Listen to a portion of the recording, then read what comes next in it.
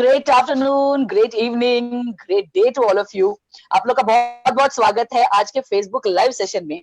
आप लोग you have been supporting us through the entire lockdown. You have helped us in attending all our webinars. You have come and encouraged us by attending our online workshops. मैं Liberation Coaches Private Limited की तरफ से आप लोगों का स्वागत करती हूँ for one more एकदम ढांसू webinar which we are hosting, and we have invited a very special guest for you.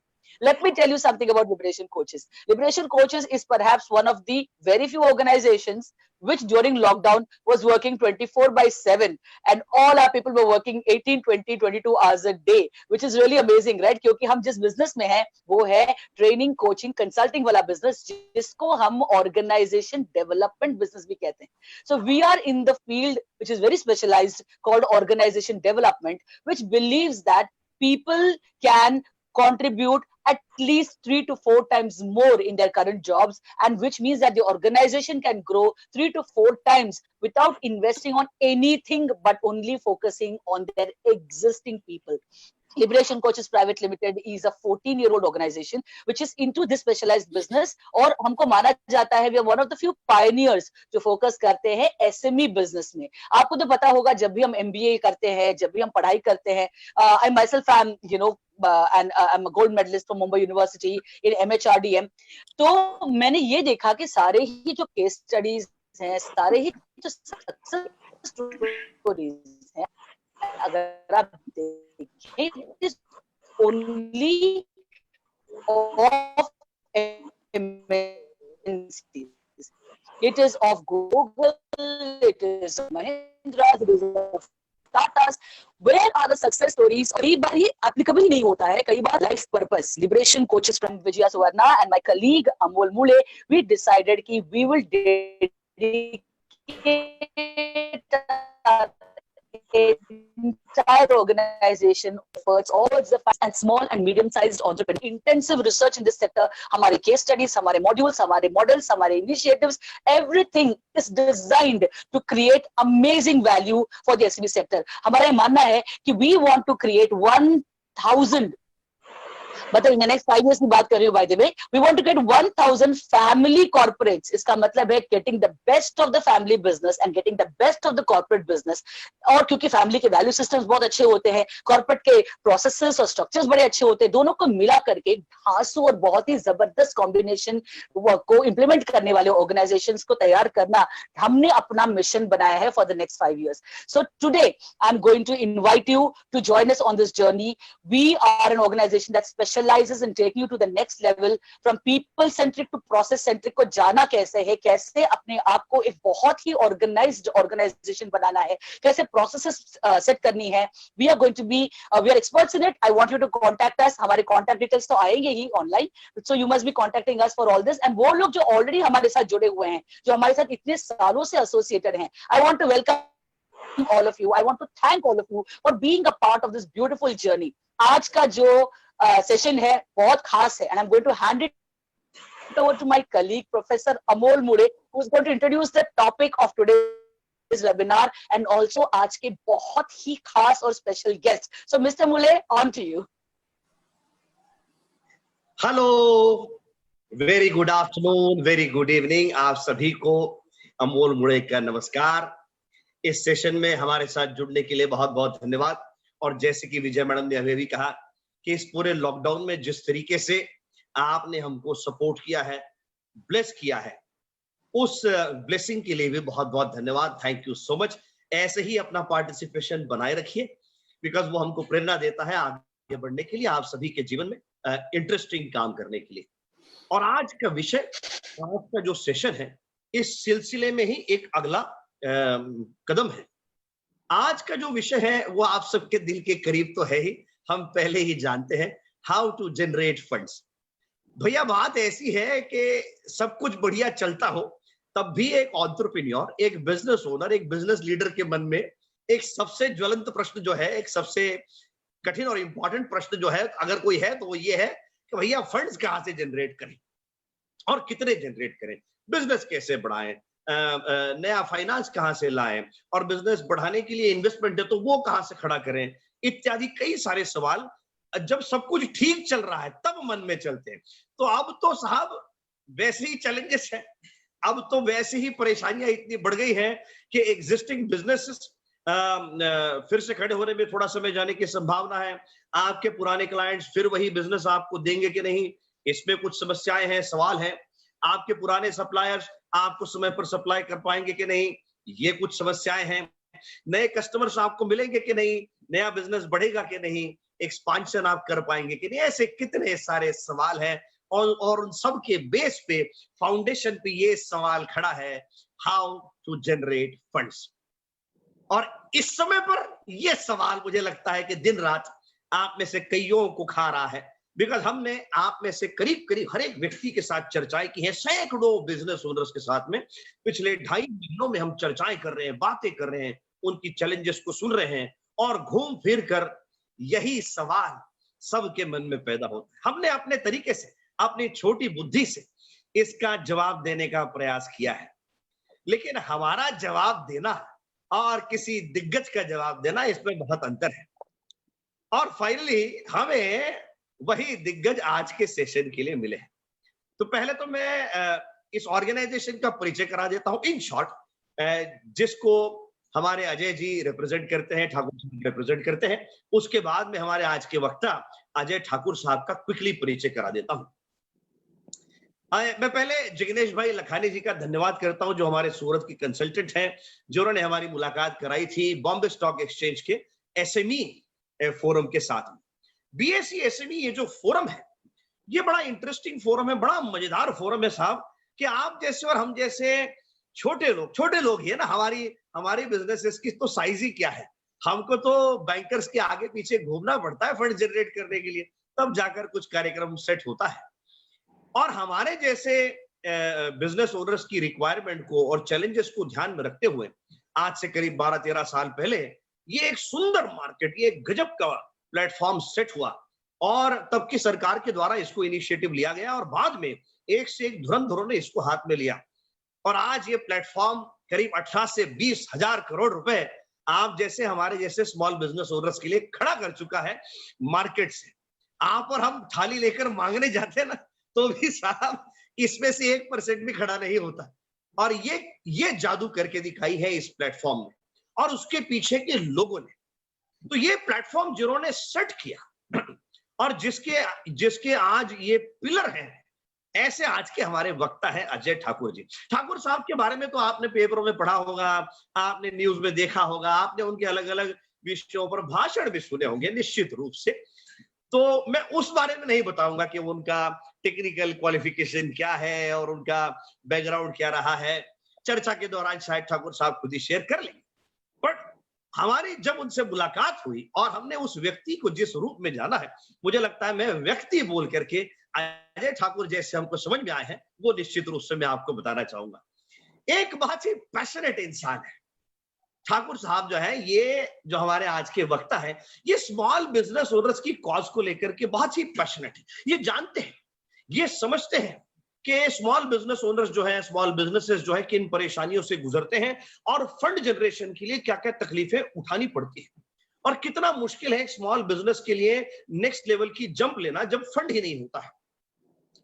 और इन्होंने जब ये प्लेटफॉर्म हाथ में लिया, तब से लेकर के आज तक इस प्लेटफॉर्म की क्रेडिबिलिटी बिल्ड करना, इस प्लेटफॉर्म की सिस्टम्स को बिल्ड करना, इस प्लेटफॉर्म की प्रोसेसेस को बिल्ड करना, एक पूरी इकोसिस्टम को बिल्ड करना, दिन रात जाग करके लीडरशिप प्रोवाइड करके आज जिस व्यक्ति ने किया है, हाँ बहुतों हाथ रहे होंगे, परंतु उसके पीछे की नजर, उसके पीछे की प्रेरणा, उसके पीछे का विश्वास जो रहा है, वो अजय ठाकुर जी का रहा है। इस इंडस्ट्री में जो भी हो, आज ठाकुर साहब का नाम बहुत इज्जत से और बहुत सम्मान से लिया जाता है कि उन्होंने करीब 350 से 400 कंपनियों को उनके सपने पूरे करने में हेल्प किया है। आज के सेशन की शुरुआत में हम सभी स्मॉल बिजनेस ओनर्स की तरफ से ठाकुर साहब को उनके इस गजब के प्लेटफॉर्म को तहे दिल से धन्यवाद देते हैं, और ठाकुर साहब का, उनकी टीम का तहे दिल से धन्यवाद देते हैं कि उन्होंने हम जैसे साधारण प्राणियों के लिए एक ऐसा प्लेटफॉर्म क्रिएट किया है कि हमारे भी सपने पूरे हो, हमारी टीमों के, हमारे ऑर्गेनाइजेशंस के सपने पूरे हो। आज का सेशन ठाकुर साहब जैसे दिग्गज हमारे साथ मौजूद है, वो गाइड करेंगे कि फंड कैसे जनरेट किया जाता है इन स्थितियों में। और जो करंट जो पैकेज गवर्नमेंट ने जाहिर किया है, जो डिक्लेयर किया है, उसमें आपके लिए हमारे लिए क्या है, गौर से सुनिएगा, 1 मिनट भी छोड़िएगा नहीं। अपना नोटबुक और पेन साथ में रखिएगा, नोट करते रहिएगा। और कोई सवाल है तो फेसबुक लाइव पे आप टाइप करते रहिएगा इन सवालों को। उसमें से कुछ सवाल अगर हम ले पाए तो हम जरूर लेने की कोशिश करेंगे। ठाकुर साहब, इस मंच पर आपका बहुत बहुत स्वागत है। Over to you. Thank you so much for joining us sir. You can start the session now. I'm extremely thankful to you for your kind words, Amol ji and Vijaya ji. I think you people are doing great job. I am just a messenger, sir, and I'm trying to do whatever the best I can. And with I have been working with the stock exchange for last 26 years, and in all these years I have seen the stock market very closely. I have tried to understand the problems that are being faced by all the stakeholders. I'm not talking about promoters, but each and every person who are related to the capital market. And finally, capital market, is just a, you can say that a facilitator and a value creator, which gets its importance, its valuation only because of the companies which are listed onto the stock exchange. So as far as BSE is concerned, I think everyone is quite aware about the Bombay Stock Exchange. Erstwhile it was called Bombay Stock Exchange, and now it is being called as BSE. We are into existence for last 145 years. The first stock exchange. Thakur साहब माफ कीजिए, मैं आपसे एक request करना चाहूंगा। जी जी हमारे ज्यादातर पार्टिसिपेंट्स थोड़ा हिंदी इंग्लिश कॉम्बिनेशन को जरूर जरूर जरूर जरूर। तो जहां तक श्योर तो जहां तक बीएससी का सवाल है, बीएससी जो है वो 145 साल से अस्तित्व में है। वैसे तो उसका इतिहास और 50 साल पुराना है, लेकिन वो बड़ा इनफॉर्मल वे में वो स्टॉक एक्सचेंज चलते थे। लेकिन जहां तक बीएससी का सवाल है, ये विगत 145 साल से अस्तित्व में है, और इसने इन 145 सालों में बहुत सारी कंपनियों को सपोर्ट किया, बहुत सारी कंपनियों को हेल्प किया, और जहां तक हो सका इसने इक्विटी कल्चर को इस देश में जो है लेकर के आए। जहां तक बीएससी का सवाल उठता है, बीएससी में आज के दिन में करीब करीब 5000 कंपनियां जो है वो निबंधित है, लिस्टेड है, और इन 5000 कंपनियों के अगर मार्केट कैपिटलाइजेशन देखें तो ऑलमोस्ट $2 ट्रिलियन है। तो इतनी बड़ी संपदा जो है इन्होंने इन 5000 कंपनियों के लिए इस बीएससी ने बनाया। और सारी कंपनियां अगर आप नाम ले ले, छोटी से छोटी जब कंपनियां लिस्ट हुई थी स्टॉक एक्सचेंज में, तो रिलायंस हो, इन्फोसिस हो, विप्रो हो, या फार्मा कंपनियां हो, ये जितनी भी सारी कंपनियां थी, ये सब जो थी छोटी छोटी कंपनियां थी, जो समय के साथ और अच्छे बिजनेस मॉडल के साथ और स्टॉक एक्सचेंज का सहयोग और सहायता लेते हुए एक बड़ी कंपनियों के रूप में परिणत हुई।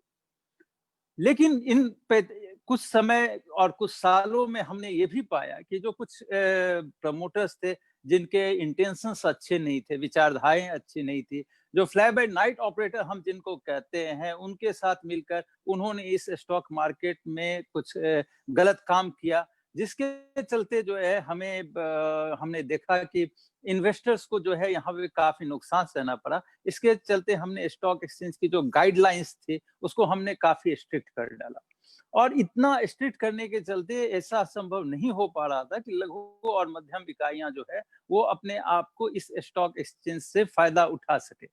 इनफैक्ट वो इन लाभ से अपने आप को वंचित पा रही थी। तो 2010 में जो है बहुत सारी लघु और मध्यम उद्योगों की जो संगठन थी, उन्होंने प्राइम मिनिस्टर को आवेदन किया और उनसे रिक्वेस्ट किया कि भाई आप जो है हमारे लिए कुछ और अच्छा सोचिए, हमारे लिए एक स्टॉक एक्सचेंज बनाइए।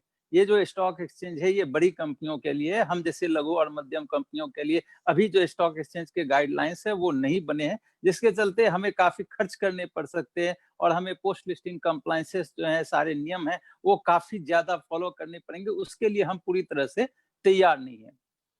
तो 2010 में जो है प्राइम मिनिस्टर ने जो है एक समिति का गठन किया, और उस समिति ने जो है अपना एक रिकमेंडेशन दिया। उसमें रिकमेंडेशन में जो कुछ बहुत सारे रिकमेंडेशन थे उसमें, लेकिन एक जो रिकमेंडेशन था वो था कि लघु और मध्यम उद्योगों के लिए एक जो है स्टॉक एक्सचेंज का निर्माण किया जाए, जिससे वो इक्विटी फंड रेज कर सके। तो 2010 में जो है वो रिकमेंडेशन गया security exchange board of India, जिसको हम सेबी कहते हैं, वो सारे नियम बनाती है कैपिटल मार्केट के लिए। जैसे रिजर्व बैंक ऑफ इंडिया जो है वो मनी मार्केट के लिए सारी नियम बनाती है और बैंक्स फॉलो करते हैं, उस तरह स्टॉक मार्केट के लिए जो है सेबी नियम बनाती है। तो सेबी ने ये अपना नियम बनाया और नियम जो है उसको पारित किया गया थ्रू सर्कुलर। ये आया करीब 18 मई 2010 को। और उसके साथ जो है सेबी ने स्टॉक एक्सचेंजेस को बोला और दूसरी भी संस्थाएं कि जिनको भी एसएमई एक्सचेंज का जो है स्थापना करना है वो आकर के स्थापना कर सकते हैं। तो उस समय सिर्फ 2 संस्थान थी जो कैपिटल मार्केट में एक्टिव थी, वो थी बीएसई और एनएसई। बीएसई ने ये पहला कदम उठाया क्योंकि हमें पता था कि इक्विटी मार्केट जो है वो एक सही रास्ता है जहां लघु और मध्यम उद्योगों का विकास संभव हो सकता है। तो हमने वो कदम पहले उठाया और 2011 सितंबर में जो है हमें जा करके अप्रूवल मिला कि आप एसएमई एक्सचेंज लॉन्च कर सकते हैं।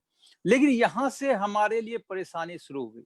जिस तरह एक बिजनेस स्थापित करने में परेशानी होती है, उसी तरह हमें भी as a stock exchange SME exchange जो है एस्टेब्लिश करने में परेशानियों का सामना करना पड़ा।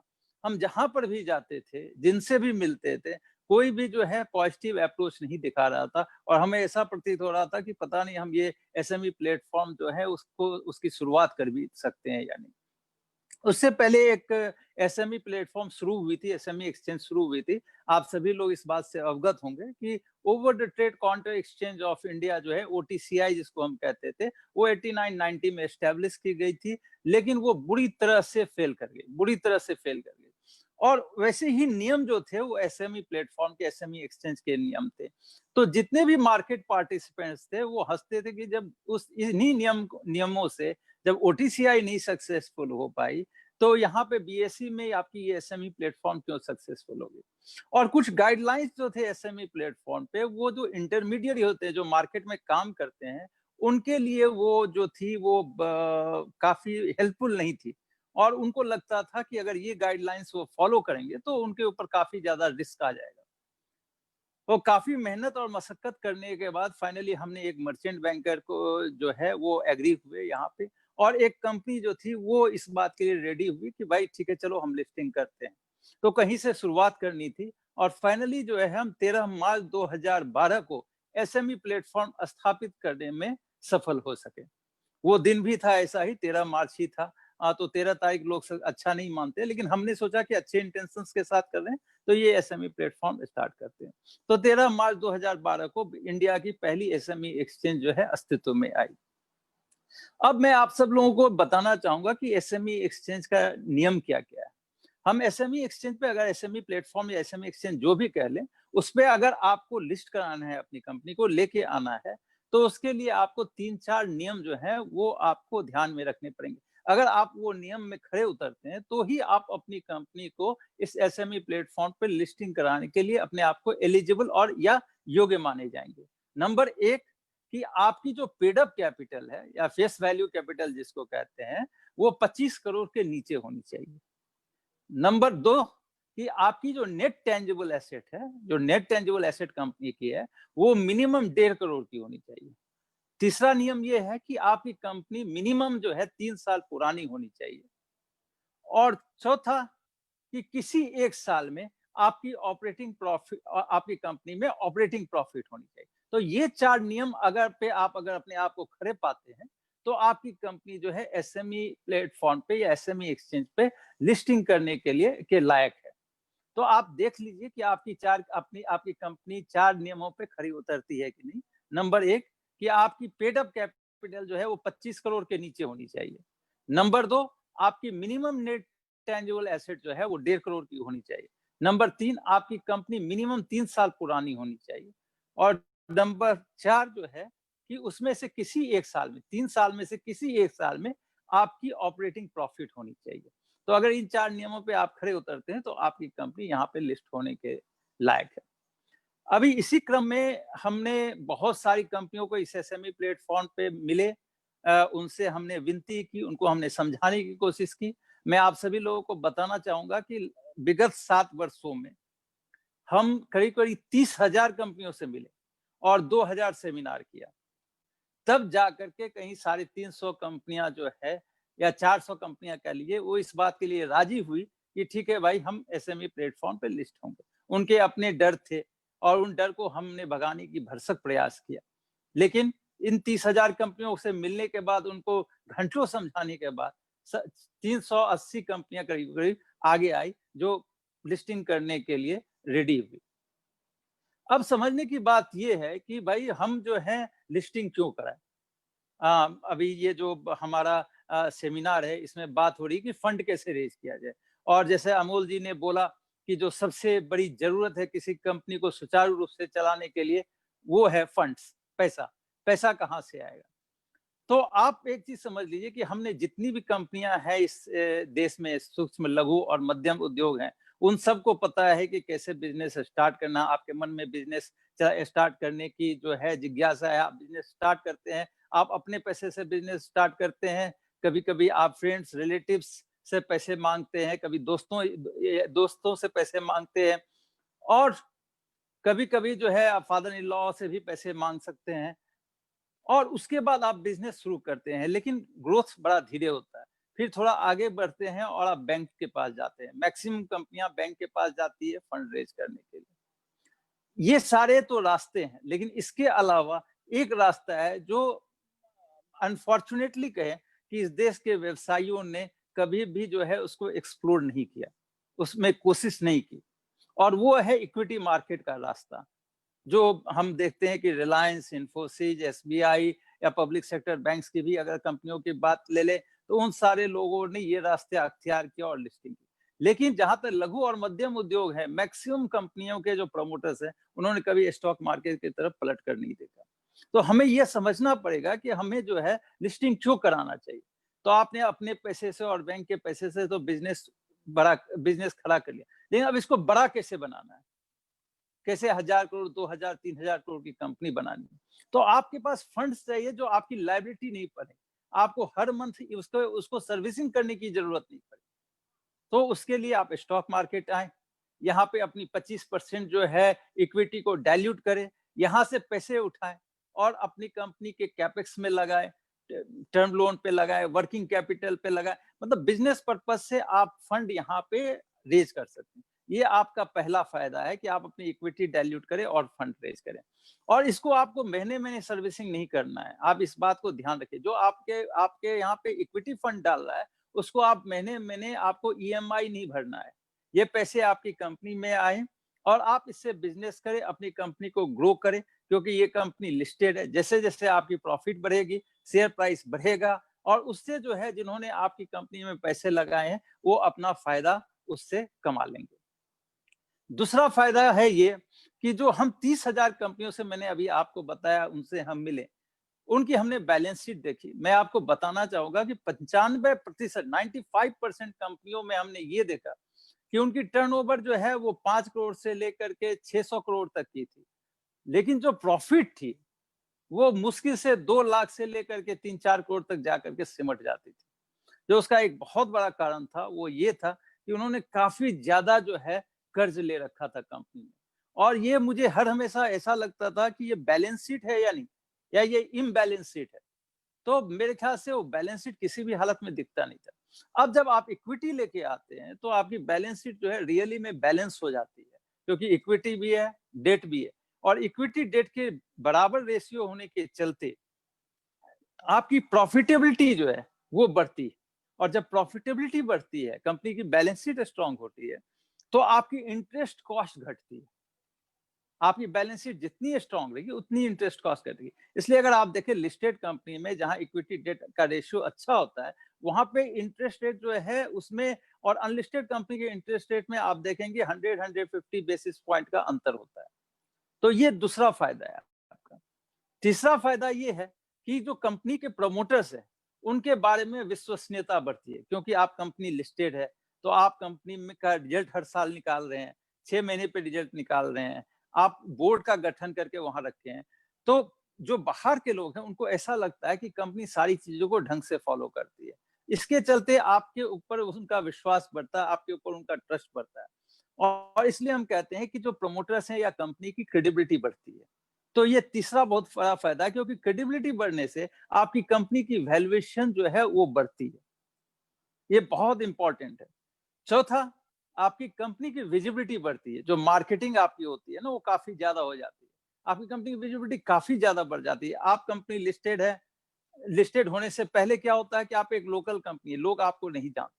लेकिन आप जब स्टॉक एक्सचेंज पे लिस्टेड होते हैं, जिसको पूरी दुनिया देख रही है, तो एज ए कंपनी जब आप लिस्टेड हो गए उस प्लेटफॉर्म पे, तो आपको पूरी दुनिया देख रही है। तो आप अब लोकल कंपनी नहीं रह गए, आप नेशनल इंटरनेशनल कंपनी बन गए। तो आपकी विजिबिलिटी जो है वो काफी ज्यादा बढ़ गई। हमने देखा है कि अगर ज्वाइंट वेंचर भी करना होता है, तो हर हमेशा बड़ी कंपनियां जो है लिस्टेड कंपनी को देखती है, और इसलिए भी वेंचर करना चाहती है कि उसमें टैक्स बेनिफिट भी है। तो लिस्टेड कंपनी में जब भी ज्वाइंट वेंचर करती है कोई, या कोई भी शेयर्स उनके खरीदती है, तो उनको एक बहुत बड़ा जो है टैक्स बेनिफिट भी मिलता है। तो इसलिए हर हमेशा वो लिस्टेड कंपनी पसंद करते हैं। जो पांचवा बेनिफिट है वो ये है कि आप अपनी कंपनी के शेयर्स अपने एम्प्लॉयज को दे करके आप उनको अच्छे से अच्छे एम्प्लॉयज को अपने यहाँ पे रिटेन कर सकते हैं। जब भी आप ESOP देते हैं या ESOP डिक्लेयर करते हैं, तो नॉर्मली जो आपके एम्प्लॉयज होते हैं वो आपकी कंपनी को छोड़ना नहीं चाहते। उनको कंपनी से लगाव होता है, उनको लगता है भाई मेरी कंपनी है, इसलिए वो हर हमेशा कंपनी के साथ जुड़े रहना चाहते हैं।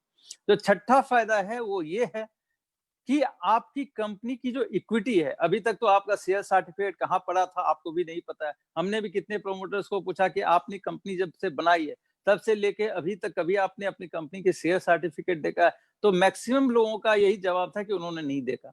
कितने लोगों को पता भी नहीं है कि वो किस लॉकर में रखा हुआ है, ये चार्टर्ड अकाउंटेंट के पास रखा है या कंपनी सेक्रेटरी, उनको भी पता नहीं। अब आप लिस्टेड करवा लिए तो आपकी जो शेयर सर्टिफिकेट थी उसकी वैल्यू बढ़ गई, उसकी इंपॉर्टेंस बढ़ गई, और वो एक करेंसी के रूप में कन्वर्ट हो गई। जैसे रुपया जो है हम आदान प्रदान होता है, उसी तरह आपकी शेयर सर्टिफिकेट, आपकी इक्विटी का भी आदान प्रदान होता है। तो जिस तरह से रुपया एक करेंसी है, उसी तरह अब आप की शेयर सर्टिफिकेट भी करेंसी है। जैसे अगर हम 2000 रुपये का नोट लेते हैं, तो हम इसलिए लेते हैं क्योंकि आरबीआई गवर्नर ने उसमें लिखा है, आई प्रॉमिस टू पे टू द बियरर 2000 रुपये। मैं जो है धारक को 2000 रुपया अदा करने का वादा करता हूँ। वो करेंसी है, वो गवर्नमेंट ऑफ इंडिया की इक्विटी है जो ट्रेड हो रही है। उसी तरह आप जो है प्रमोटर, एज ए प्रमोटर आपने अपनी इक्विटी मार्केट में दी, वो ट्रेड हो रही है, वो एक करेंसी बन जाती है। लेकिन आप आरबीआई गवर्नर से भी ज्यादा जो है ताकतवर हैं, क्योंकि आप अपनी शेयर सर्टिफिकेट पे कभी ये नहीं लिख के देते हैं कि आई प्रॉमिस टू पे the share certificate holder this much of rupee.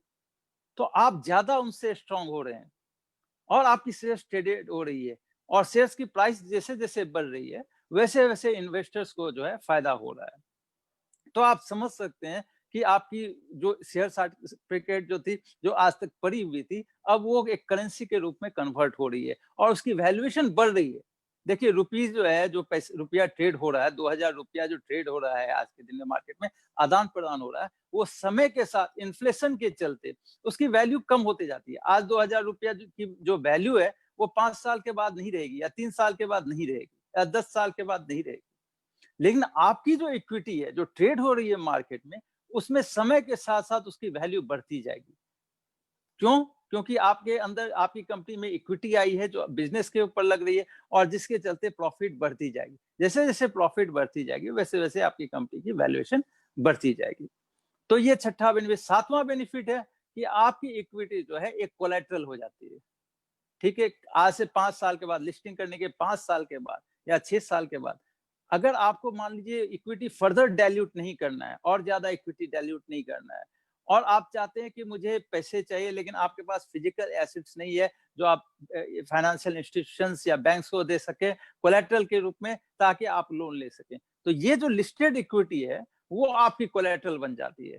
आपकी ये इक्विटी जो है आप दे सकते हैं इन फाइनेंशियल इंस्टीट्यूशंस को, एनबीएफसी को, बैंक को, और उसके अगेंस्ट में वो आपको लोन देती है। तो ये दो अलग बेनिफिट है। इस तरह अगर आप देखें, लिस्टिंग करने से पैसे से लेकर के, विजिबिलिटी से लेकर, क्रेडिबिलिटी से लेकर के, करेंसी बन रही है और कोलेटरल बन रही है। मेरे ख्याल से इतने सारे फायदे आज तक किसी भी फाइनेंशियल इंस्ट्रूमेंट से प्रमोटर ने नहीं कमाया होगा। तो इतने सारे बेनिफिट्स जब है, तो हमको कंपनी लिस्टेड करवाना चाहिए। अब आप ये पूछेंगे इतनी सारी कंपनियां लिस्ट क्यों नहीं हुई, तो शायद मेरे ख्याल से 2011-12 के बाद भी जो हमारे भी अप्रोच में चेंजेज आए, हमने भी जो है जगह जगह जा करके सेमिनार इसलिए किया ताकि प्रमोटर समझ सके कि भाई लिस्टिंग करने का इम्पोर्टेंस क्या है। आज जो हम ये वेबिनार भी वेबिनार भी कर रहे हैं, उसका भी जो मुख्य उद्देश्य है वो यही है कि आपको जो पैसे मिल है वो कैसे आप जो है बैंक से ले सके, कैसे आप एनबीएफसी से ले सके, और जो एक इम्पॉर्टेंट एलिमेंट है, एक इम्पॉर्टेंट प्लेस है जिसको आप छोड़ रहे हैं, जिसको आप नजरअंदाज कर रहे हैं, जो आपको इतने सारे फायदे दे रहे हैं, उसको आप एक्सेस कीजिए, वहां पे आप जाइए। ये आपके लिए बहुत जरूरी है। अब जब हम इतने प्रमोटर से मिल रहे थे तो एक जो बहुत बड़ा फियर प्रमोटर्स के दिमाग में रहता है हर हमेशा कि शायद लिस्टिंग कराने के बाद कंप्लायंसेस बहुत बढ़ जाएंगे। ये एक हर हमेशा मैंने देखा प्रमोटर्स के दिमाग में ये फियर रहता है, ये डर की भावना रहती है कि शायद लिस्टिंग कराने के बाद उनको बहुत सारे कंप्लायंसेस करने पड़ेंगे। तो मैं आप लोग को ये भी बता दूं कि हमने जो है एसएमई एक्सचेंज पे कंप्लायंसेस को काफी सरल कर दिया है।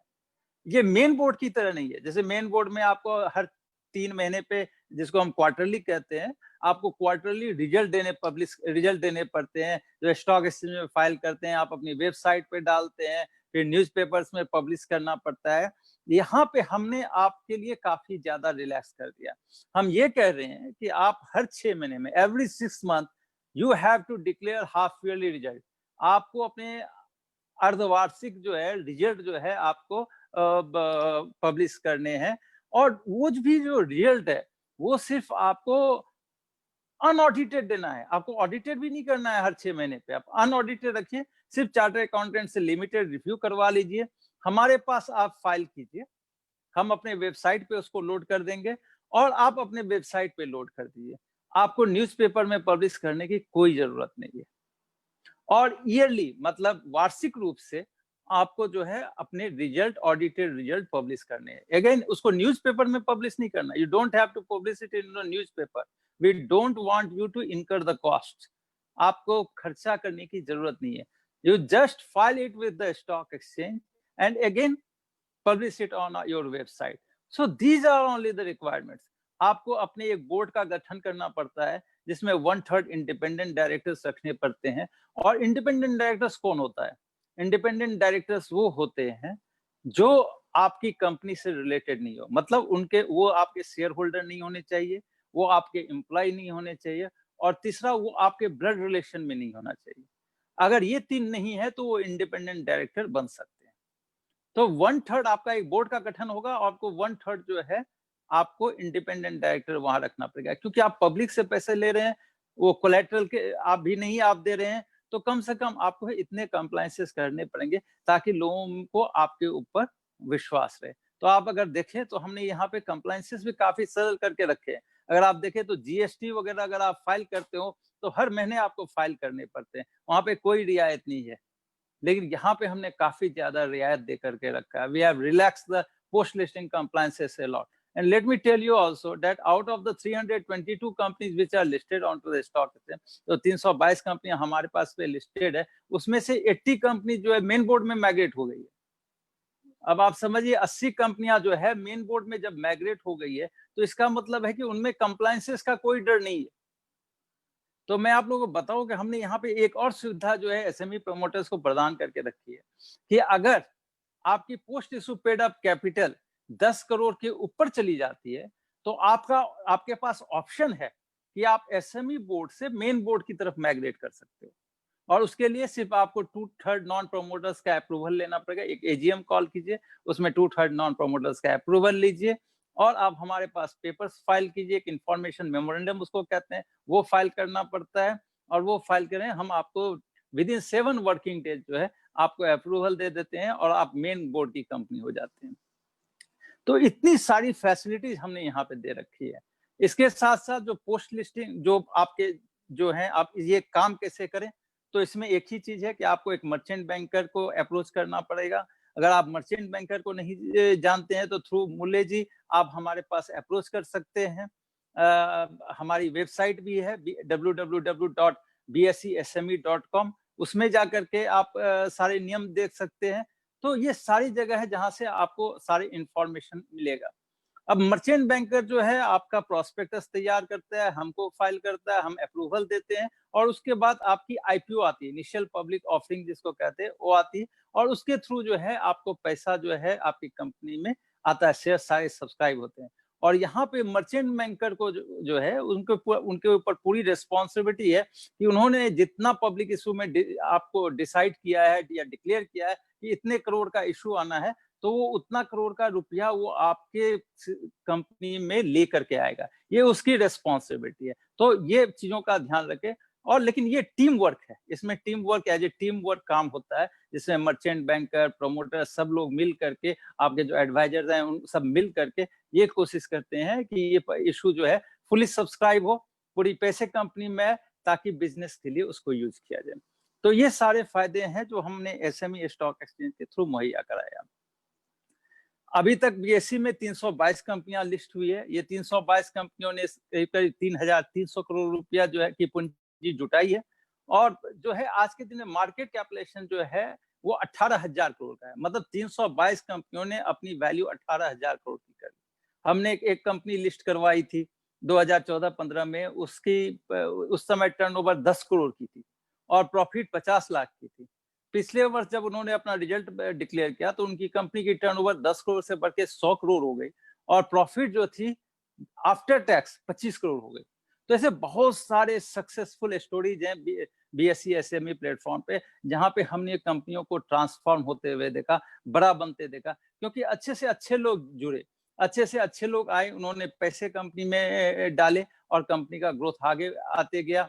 साथ में उन्होंने सही एडवाइस भी कंपनियों को दिया।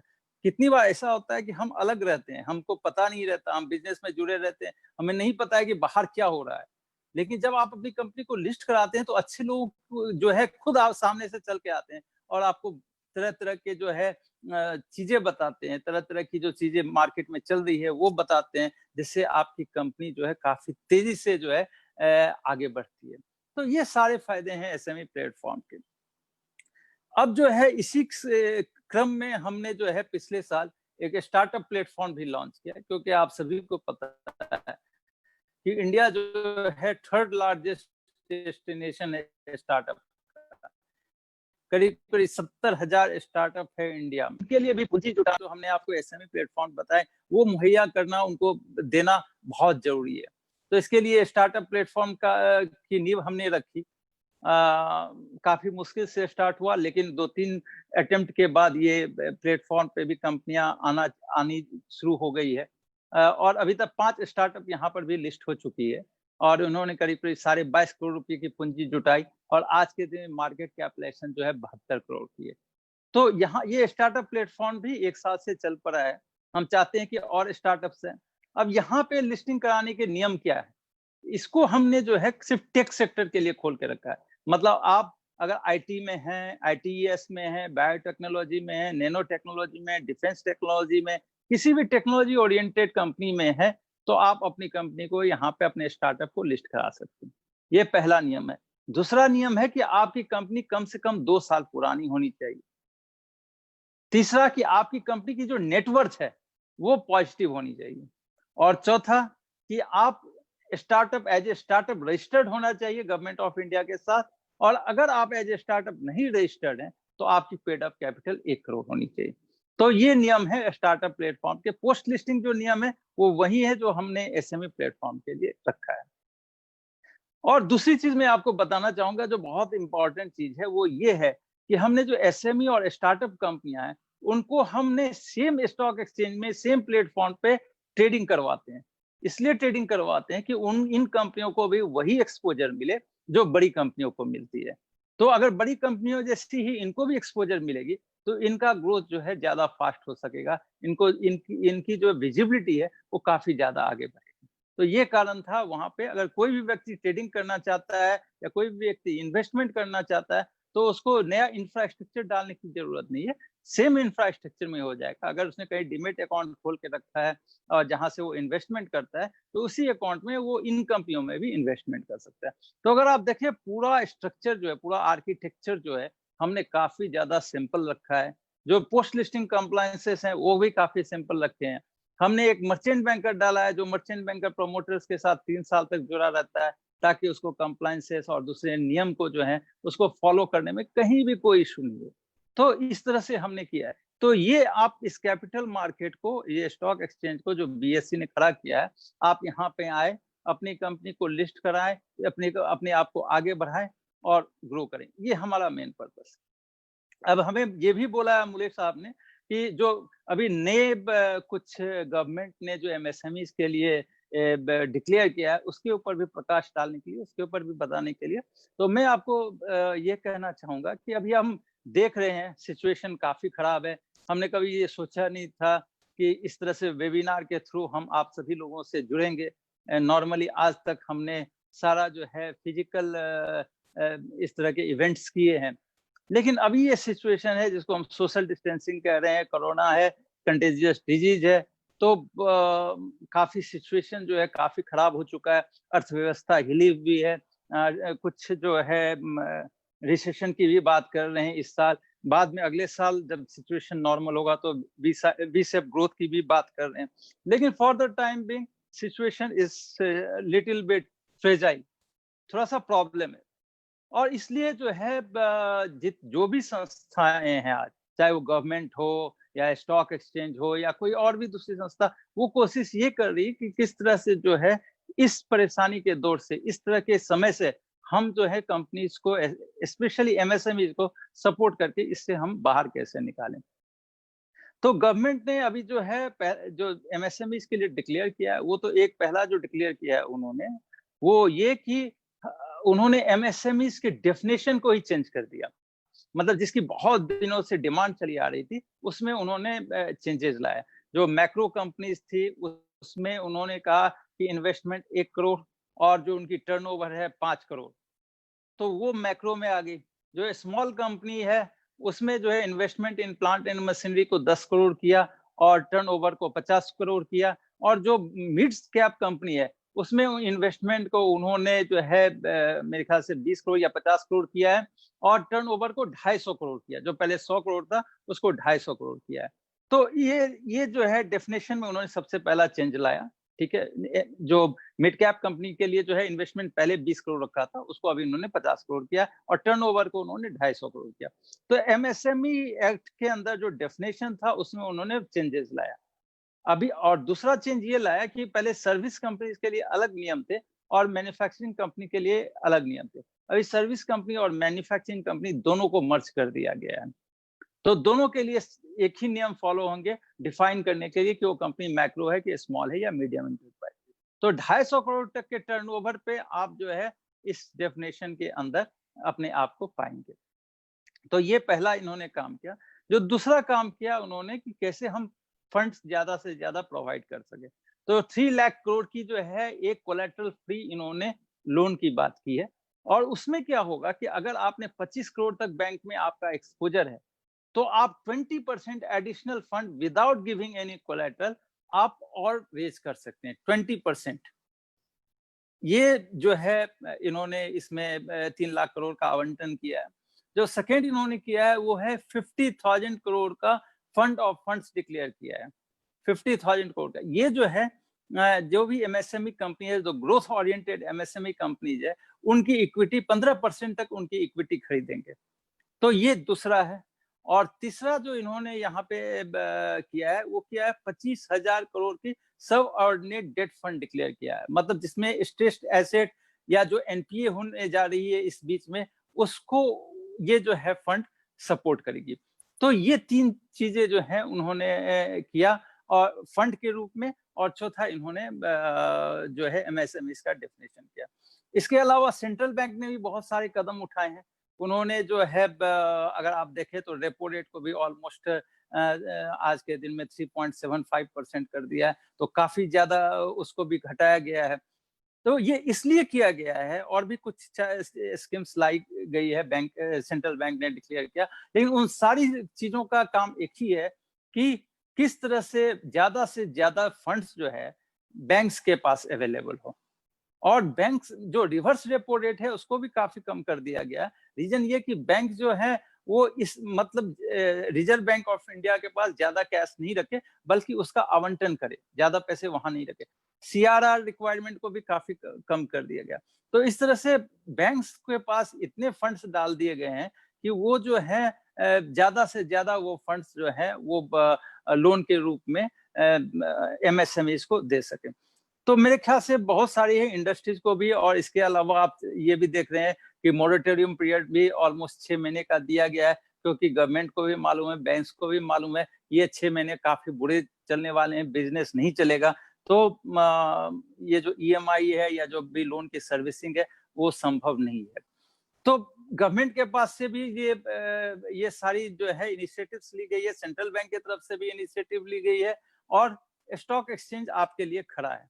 तो ये सारी चीजें जो है बन करके स्ट्रक्चर बनी है जो आपके सपोर्ट में खड़ी हो गई है आज के दिन में। आप इसका फायदा उठाएं। अगर आप ये नहीं समझ रहे हैं तो बेस्ट ऑफ द कंसल्टेंट्स को आप यूज करें। और एक चीज आपको मैं रिक्वेस्ट करना चाहूंगा कि अगर आज तक आपने लिस्टिंग के बारे में नहीं सोचा है तो प्लीज आगे बढ़िए। मैंने आप सभी लोगों को बताया है कि इसके कितने फायदे हैं, और आज तक चाहे अपनी देश की बात करें या विश्व की बात करें, मैंने अभी तक कोई भी कंपनी को बड़े बनते नहीं देखा है जिन्होंने इक्विटी मार्केट का दरवाजा नहीं खटखटाया या इक्विटी मार्केट में अपनी कंपनी को लिस्ट नहीं किया है। आप जिस कंपनी का भी नाम लें, आप 80% प्रोडक्ट जिन कंपनियों का सुबह से लेकर के शाम तक यूज करते हैं वो कंपनी लिस्टेड है।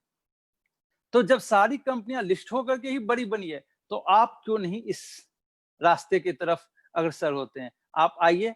जहां तक BSc का सवाल है, जहां तक मेरा सवाल है, मैं आपको इस बात की गारंटी देना चाहूंगा कि हम आपको यहाँ पे रेड कारपेट वेलकम देंगे, हम आपको हर तरह से सपोर्ट करेंगे जो भी हो सका। हाँ, जो भी गवर्नमेंट के नियम है उसके अंदर, इस देश के जो भी आचार संहिता है या जो भी नियम है उसके अंदर ही हम आपको सारे सपोर्ट करेंगे। आपके ग्रोथ के लिए, आपके विकास के लिए जो संभव हो सकेगा हम हर तरह से आपके लिए काम करेंगे।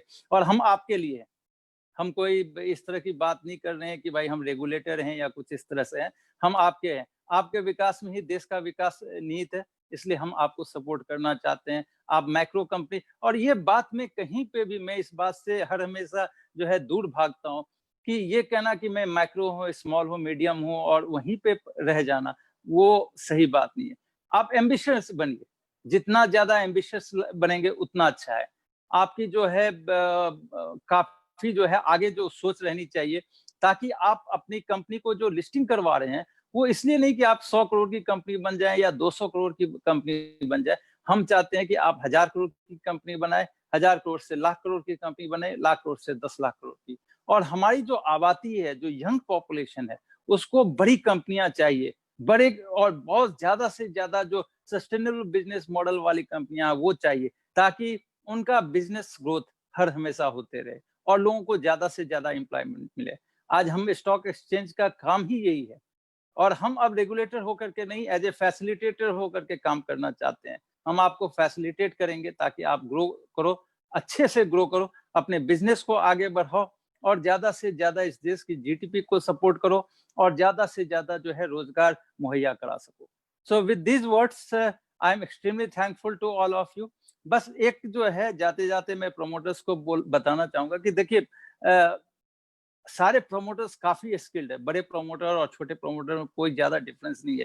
लेकिन मुझे महाभारत की एक कहानी याद आती है जिसमें हमने 2 व्यक्ति को देखा और दोनों का नाम जो है ए से स्टार्ट था, अ से स्टार्ट होता था, और दोनों बहुत बड़े वीर थे, बहुत वीर थे।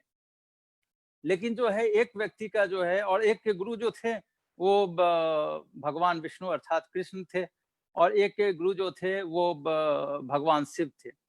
लेकिन एक व्यक्ति जो है इतना बड़ा योद्धा होने के बावजूद जो है उसका निधन बहुत जल्दी हो जाता है, अल्पायु में होता है, बहुत कम आयु में हो जाता है, और दूसरा जो है वो बहुत समय तक रहता है और स्वर्ग का आधा रास्ता भी जो है तय करता है। अब ये दोनों कौन थे? एक था अभिमन्यु और दूसरा अर्जुन। अभिमन्यु जो था उसको चक्रव्यूह के अंदर जाना आता था, लेकिन चक्रव्यूह से बाहर आना नहीं आता था, जबकि अर्जुन जो है वो चक्रव्यूह के अंदर भी जा सकता था और बाहर भी निकल सकता था। ये जो जिंदगी है या ये जो बिजनेस है, ये चक्रव्यूह के समान है। आप बिजनेस में अंदर चले जाते हैं अपने पैसे से और अपने बैंक के पैसे से उस बिजनेस रूपी चक्रव्यूह में चले जाते हैं, लेकिन उसी में घूमते रहते हैं और कितनी बार अपने आप को समाप्त कर लेते हैं। अब अगर आपको उससे बाहर आना नहीं आएगा, तो आप कभी भी उससे बाहर है एक विजेता के रूप में नहीं आ सकते हैं, और उसके लिए आपको कैपिटल मार्केट की तरफ जाना पड़ेगा। ये जो चक्रव्यूह तोड़ने की कला है, वो कैपिटल मार्केट में जाकर के ही आप सीख सकते हैं, और उसके लिए आपको जो है अर्जुन बनना पड़ेगा, और वही धीरू भाई अंबानी थे। आपको महाभारत जीतना है तो चक्रव्यूह तोड़ना आना पड़ेगा, तो वही धीरू भाई अंबानी थे, वही नारायण मूर्ति थे, वही डॉक्टर रेड्डी थे। आप जिन बड़ी कंपनी, वही टाटा थे। और आपको अगर कुछ भी समझ में नहीं आता, अगर मेरी वाणी नहीं समझ में आ पा रही है, तो आप ये सोचिए कि जिस बैंक के पास आप लोन लेने के लिए जा रहे हैं, उन सारे बैंक्स को क्या जरूरत पड़ आई कि वो भी स्टॉक एक्सचेंज में लिस्ट करने के लिए आ गए। तो जब जिस बैंक्स के पास आप कर्ज लेने के लिए जा रहे हैं, उनको लिस्टिंग कराने की जरूरत पड़ती है, तो आपको भी समझ में आना चाहिए कि आपको भी लिस्टिंग करना चाहिए। वही आपके लिए स्वर्ग का दरवाजा या मुक्ति का दरवाजा खोल सकता है। तो प्लीज आइए, और हमने एक बड़ी अच्छी एसएमई प्लेटफॉर्म आपके लिए खड़ी कर ली है। आपको ये नहीं सोचना है कि भाई हम बड़े बन जाएंगे फिर लिस्ट करेंगे, नहीं, ये एक रास्ता है जिससे आप बड़े बनिए। आपके लिए हमने बहुत अच्छा प्लेटफॉर्म बनाया है। आप यहाँ पे अपने आप को ग्रो कीजिए, अपने आप को विकास के रास्ते पे आगे बढ़िए, और बड़ी कंपनी के रूप में परिणत होइए, और मेन बोर्ड पे भी बड़ी कंपनियों के साथ आइए। इन शब्दों के साथ बहुत बहुत धन्यवाद। I am extremely thankful to the organisers, और आप लोगों ने मुझे ये अपॉर्चुनिटी दिया यहाँ आने के लिए, इसके लिए मैं आपका बहुत बहुत धन्यवाद ज्ञापन करता हूँ। Extremely thankful to you. Thakur साहब, आपको सुनना ये तो हमेशा ही एक आनंद रहा है। आप जितने पैशन से इस विषय पर बात करते हैं, वो सुनना अपने आप में ही बहुत आनंद रहा है। और मजे की बात यह है कि हर बार जब आपको सुनते हैं तो हर बार विश्वास दृढ़ होता जाता है। अच्छा, वो 322 में हमारा नाम जोड़ लीजिएगा भाई देव सर, हम 323 में आ रहे हैं बड़े जल्दी आपके आशीर्वाद। आइए आइए आइए, इससे ज्यादा हमारे लिए गर्व की बात और क्या हो सकती है। जी सर, जी सर। और इसीलिए हमारी भी इच्छा थी कि हमारे और मित्र यार जो हैं, जो छोटी और बहुत बहुत सटीक बातें आज आपने शेयर की। मेरा मन कर रहा है कि मैं क्विकली आपके परमिशन से कुछ प्रमुख बातें जो है वो रिवाइज करूं, और फिर हम इस सत्र के अगले चरण पर बढ़े। तो आपने कहा था कि भाई लिस्टिंग के संबंध में आपने कि भाई कौन सी कंपनियां लिस्ट करती हैं, उसके लिए आपने क्विक गाइडेंस हमको दिया कि कम से कम 3 इयर्स इन ऑपरेशन होने चाहिए, और अगर उसमें से 1 साल भी ऑपरेटिंग प्रॉफिट है तो यू कैन गो हेड। और आपने कहा कि और एक बड़ी इंटरेस्टिंग बात आपने कही ठाकुर साहब कि 30,000 से अधिक कंपनियों के साथ में आपने इंटरेक्शंस किए हैं, तब जाकर के अब करीब 350 कंपनियां लिस्ट हुई हैं। बाकी का तो पता नहीं, बट उसके चक्कर में आपका अनुभव का भंडार बहुत बड़ा बन गया होगा, इस पे हमको जरा भी शक नहीं। एक चीज आपने बड़ी इंटरेस्टिंग कही ठाकुर साहब, चर्चाएं करते थे, आपने कहा कि मैं कई छोटी कंपनियों की बैलेंस शीट देखता हूं, मेरे मन में सवाल उठता है कि बैलेंस शीट है कि इम्बैलेंस शीट है। ये बात से मैं बिल्कुल सहमत हूँ साहब। हमने भी कई ऐसी बैलेंस शीट्स देखी है। इनफैक्ट दूसरों को बात करें, हमारी भी बैलेंस शीट्स कोई बहुत गांव भर दिखाने लायक नहीं है, लेकिन जब से हमने ये लिस्टिंग का सपना देखा है, अपने आप को बेहतर बनाने का और अपनी ऑर्गेनाइजेशन को और बैलेंस शीट को मजबूत बनाने का कार्यक्रम हमने चलाया है। आपने इसमें मैं एक चीज बोलना चाहूंगा कि धीरू भाई अंबानी का एक जो है ना, मुझे लाइन बड़ा याद आता है इस समय, जी जी, कि शॉर्ट टर्म प्रॉफिट से पहले देखने से पहले ना लॉन्ग टर्म लॉस को देख लेना चाहिए। क्या बात। शॉर्ट टर्म गेन होता है ना, वो कभी कभी छोटा होता है, लेकिन हम उसको काफी इंपॉर्टेंस देते हैं। लेकिन जो लॉन्ग टर्म का जो ह्यूज लॉस होता है ना, उसको हम देख नहीं पाते हैं। और बिजनेस ग्रो नहीं हो रहा है, अगर बिजनेस 5% से ग्रो हो रहा है तो लॉन्ग टर्म का ह्यूज लॉस है, मे बी शॉर्ट टर्म आपको थोड़ा प्रॉफिट दे रहा हो। तो इन चीजों को काफी ध्यान में रखने की जरूरत है। मैं सहमत, ये बहुत बढ़िया बात की आपने। आपने एक इंटरेस्टिंग बात, मुझे याद है कि आपने जब पूरी लिस्ट की थी कि भाई क्या क्या बेनिफिट्स हैं एक एसएमई के लिस्टिंग के, राइट फ्रॉम टैक्स बेनिफिट से लेकर के क्रेडिबिलिटी, उस पर आपने काफी जोर दिया। और वो उस बात से तो मैं बिल्कुल सहमत हूँ। आज के हमारे जो दर्शक है जो सुन रहे हैं इस बात को, वो निश्चित रूप से इस बात से सहमत होंगे कि एक लिस्टेड कंपनी की क्रेडिबिलिटी तो कंपेयर ही नहीं की जा सकती है एक अनलिस्टेड कंपनी के साथ में। ईसॉप्स की बात की आपने, आपने एक बहुत अच्छा और किस्सा सुना है कि शेयर सर्टिफिकेट भी पता नहीं होते हैं प्रमोटर्स को कि कहाँ रखे हैं। तो मैं दूसरों की बात नहीं करूंगा, मुझे लगा जैसे आप मेरी बात कर रहे हैं। ये बड़ी है ना मैडम, ये ऐसा जैसे ठाकुर साहब को हमारे अंदर की बात पता है। अभी कितने साल पहले प्रिंट करके रखे थे, कहाँ रख दिया। the minute he said that, मैं immediately mentally सिर खुजा रही हूँ एग्जैक्टली अपना शेयर सर्टिफिकेट कहाँ रखा है। You're so right. बड़ी इंटरेस्टिंग बातें आज आपने कही है। आपने कहा कि भाई इक्विटी की वैल्यू जो ये मुद्दा मुझे बहुत इंपॉर्टेंट और इंटरेस्टिंग लगा। सर आपने कहा कि एक रुपए की वैल्यू तो साहब एक नोट की जो वैल्यू है वो कम होती चली जाएगी समय के हिसाब से, परंतु इक्विटी की वैल्यू प्रमोटर्स की मेहनत की वजह से और कंपनी की क्रेडिबिलिटी की वजह से बढ़ती चली जाएंगी। आपने एक और बहुत इंटरेस्टिंग हमको बताया जो डर है, और ये डर भी अलग अलग इंस्टीट्यूशंस ने अलग अलग लोगों ने फैलाया है, जानबूझकर नहीं बट अनजाने में उन्होंने ये डर फैलाया है। अरे उस प्लेटफॉर्म पे जाओगे, लिस्टिंग करोगे तो इतना पेपर वर्क बढ़ेगा, डॉक्यूमेंटेशन बढ़ेगा, ये वो। आपने क्लियर कर दिया कि ऐसा कुछ नहीं है। हाफ ईयरली रिजल्ट्स आपको डिक्लेयर करने, वो भी अनऑडिटेड, और इतना तो मुझे लगता है एक बिजनेस ने करना ही चाहिए, उसमें कोई सवाल ही नहीं। और इंडिपेंडेंट डायरेक्टर्स की बात भी हमको बहुत जसजीत साहब बिल्कुल सही बात है, तो इंडिपेंडेंट लोग होंगे तो हम ही को अच्छा एडवाइस करेंगे ना, इसमें तो कोई समस्या नहीं नजर आती। और इस बात के लिए आपको, आपकी पूरी टीम को हमने बधाई देनी चाहिए कि करीब 3-3.5 करोड़ के आईपीओ लॉन्च करके मार्केट से उतना जनरेशन करके, लेकिन आज उसका वैल्यू, आज उतने ही पैसे का उन कंपनियों का वैल्यूएशन 18,000 करोड़ पे लेकर के आपने खड़ा किया। माने हर एक व्यक्ति ने इस दौरान अर्न किया है, कमाया है, इसमें कोई शक नहीं। तो ये प्लेटफॉर्म सभी के लिए है ऐसा नजर आता है। और बहुत सारी और चीजें आपने ऐड की, जिसमें आपने करंट जो नया पैकेज आया है उसमें से क्या क्या बेनिफिट है उसकी भी आपने चर्चा की। एक बहुत सुंदर बात आपने कही ठाकुर साहब, जो आज मेरे दिल को एकदम छू गई। आपने कहा कि भाई जितनी बड़ी कंपनीज देख लीजिए, ये सारी की सारी they have grown only through listing. हाँ, ये बात तो सही है। और आपने कहा सुबह से रात तक हम जो कंपनियों के प्रोडक्ट्स इस्तेमाल करते हैं उनमें से करीब करीब 80-90% लिस्टेड ही है सारी कंपनियां। Completely agree. और एक बात है तो मैं आज आज अपने सभी दर्शक हैं जो जो फेसबुक लाइव पर हमारे साथ जुड़े हैं, पहले तो उन सभी का धन्यवाद देता हूँ। और आगे भी इस सेशन को जो रिकॉर्डेड स्वरूप में देखेंगे उनका अभी से धन्यवाद देता हूँ। और मैं ठाकुर साहब ने जो अभी एक बात कही उसकी पुष्टि अपने तरफ से करना चाहता हूँ। I would like to add a proof to what he said. उन्होंने कहा कि हम काम करते हैं, हम भले ही रेगुलेटर हैं, बट रेगुलेटर की तरह हमारा बर्ताव नहीं है। हम तो आपका रेड कार्पेट वेलकम करें। इसका अनुभव हमारा अनुभव है। हमने पर्सनली देखा है कि कितना बहुत प्रोएक्टिव टीम है बीएससी एसएमई की, कितना गाइड करते हैं, कितना हेल्प करते हैं, बहुत एनकरेज करते हैं। ठाकुर साहब ने शुरू में सही कहा था, बहुत सारे डर है, बहुत सारे कंसर्न्स है, जिसकी वजह से स्मॉल बिजनेस ओनर्स ये लिस्टिंग का, ये प्लेटफॉर्म का बेनिफिट नहीं उठा रहे। लेकिन ठाकुर साहब और उनकी जो टीम है, ये बीएससी एसएमई की जो अमेजिंग टीम है, इनकी टीम के कुछ मेंबर्स से हम मिले हैं, वहां आनंद चारी जी हैं, मुकेश शाह साहब हैं, ऐसे अमेजिंग लोग हैं जो हर कॉल में और हर बार कॉन्स्टेंटली गाइड करने पर और हेल्प करने पर विश्वास रखते हैं। मैं ठाकुर साहब, आपके जितने धन्यवाद दिए जाएं उतने कम है। और मैं ये रिक्वेस्ट करूंगा, आशा करूंगा, विश्वास है मेरा कि आप फिर हमारे मंच पर आएंगे। और आज तो हम भी पहली बार फेसबुक लाइव पर आए, हमने जूम पर बहुत सेशंस किए थे ठाकुर साहब, फेसबुक लाइव पर हम पहली बार आए हैं। हमें नहीं पता था कि 20 लोग आएंगे, कि 50 आएंगे, कि 500 आएंगे, 1000 आएंगे, ये नहीं पता। पर आज का सेशन सुनकर लगता है कि अगली बार अगर हमने एक छोटा ऑडियंस आपके सामने पेश किया तो वो इस मंच का अपमान हो जाएगा। हम निश्चित रूप से एक बहुत बड़े पैमाने पर आपके एक लेक्चर का आयोजन करेंगे साहब, जहां पर हम चाहेंगे कि ज्यादा से ज्यादा बिजनेस ओनर्स इस सेशन का बेनिफिट ले। और आज भी जो हमारे साथ जुड़े हैं उनका हम धन्यवाद करते हैं। Vijay madam, would you like to say anything और आस्क एनीथिंग?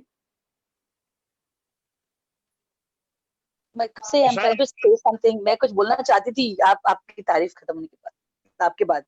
तो अब से सो मिस्टर ठाकुर, मैं तो इतनी इम्प्रेस हो गई आपकी बातों से, the way you explained it, you made it sound so simple and so proactive. पता नहीं दिमाग में क्या डर बैठा रहता है, जो some of the things that you highlighted, you are so right. वो डर रहता है कि अरे हाथ से कंट्रोल छूट जाएगा, या कंप्लायंस इतना टफ हो जाएगा कि मेरा जीना मुश्किल हो जाएगा।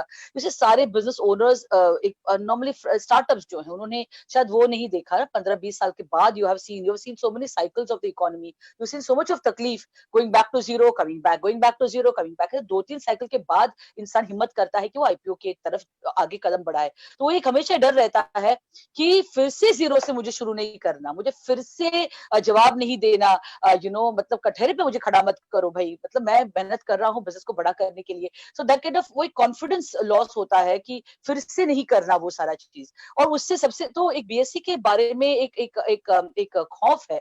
और लेकिन आपने you have made it sound very simple, you made it sound very proactive, you have surprised and delighted me. As a matter of fact आपकी बातों की तरफ से मुझे लगता है ये कब खत्म होगा वेबिनार, कि मैं अपने 2 कस्टमर्स को कॉल करूं और बोलूं अरे सर आप आईपीओ क्यों नहीं कर रहे हैं बीएससी एसएमई के साथ। आई वाज सो एंथुसियास्टिक कि अभी कॉल करूं 4 लोगों को। तो thank you so much, I am very enthusiastic and your and mister Mule is absolutely right. अगले साल जब क्या कहते हैं, अगले साल का जब आप लिस्ट में नाम बताएंगे कि इस साल कौन कौन सी नई कंपनीज जो है जिन्होंने हमारे साथ अपना आईपीओ एसएमई प्लेटफॉर्म पर लॉन्च किया, बीएससी के एसएमई प्लेटफॉर्म पर, तो इंशाल्लाह तथास्तु आमीन एमन, हमारा नाम उस लिस्ट में जरूर रहेगा। सो विद दैट, क्योंकि अगर आप किसी पर विश्वास कर रहे हो तो उनकी चाल, you have to walk the talk if you believe in somebody, right. तो अगर हम वॉक नहीं करेंगे तो कैसे पता चलेगा आपको कि we are very very very very क्या interested, we are very impressed and we are completely swayed and impacted by your beautiful speech today. Thank you so much, sir. All the very very best to you and all the very very best to us, Mr. Mule. Thank you so much. Most welcome. Thank you so much, thank you very very much madam, thank you very much Thakur साहब। आपने अपने busy schedule से समय निकाला और आज हमारे दर्शकों को आपने गाइड किया, उसके लिए बहुत बहुत धन्यवाद। हम आपको छोड़ने नहीं वाले साहब आसानी से। हम आने वाले दिनों में हम फिर से आपका नया दिन और नया समय लेकर के इन विषयों की चर्चाओं को जारी रखेंगे, बिकॉज आई एम श्योर आज की इस चर्चा के बाद में बहुत लोगों के सवाल आने वाले हैं। और हम इस आपने जैसे कहा कि करीब 30,000 लोगों तक आपने अपनी बात को पहुंचाया है। हम भी आपसे वादा करते हैं साहब कि ये जो वीडियो है, इसका जो रिकॉर्डिंग है, हम 30,000 बिजनेस ओनर्स तक पहुंचाएंगे और उनके फीडबैक आप तक पहुंचाएंगे। ठाकुर साहब बहुत बहुत धन्यवाद।